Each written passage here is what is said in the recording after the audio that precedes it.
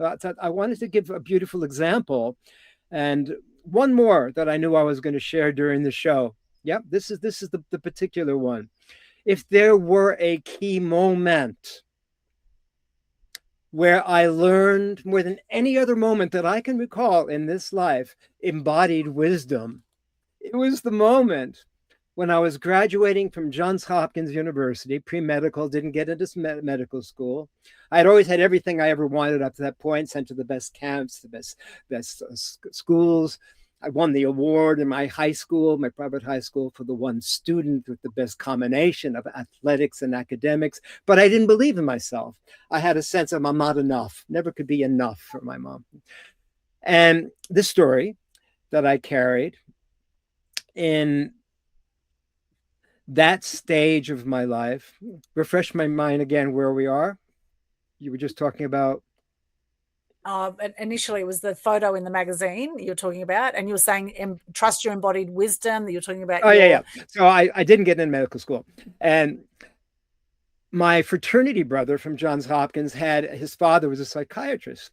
So I felt moved to fly up to Boston and to ask him, because I applied to 40 medical schools. I couldn't figure out why I couldn't get in. I thought I was going to be a child psychologist. This is the psychiatrist. That's the story I told myself.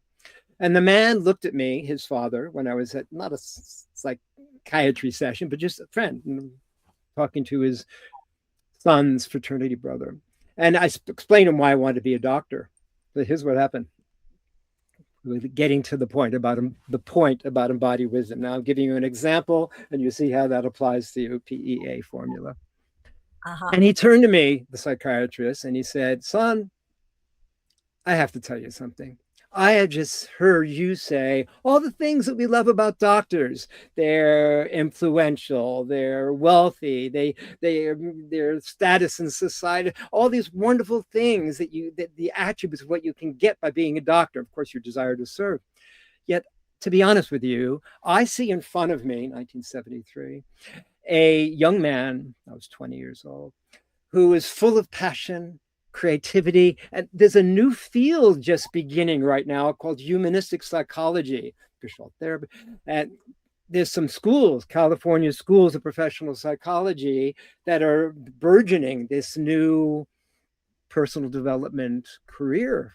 I think you could have your own methodology and you would really be true to yourself and being absolute leader in that field.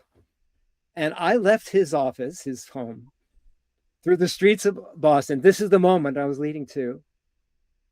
And my whole body was sounding, shouting, singing, yes, yes, yes, yes.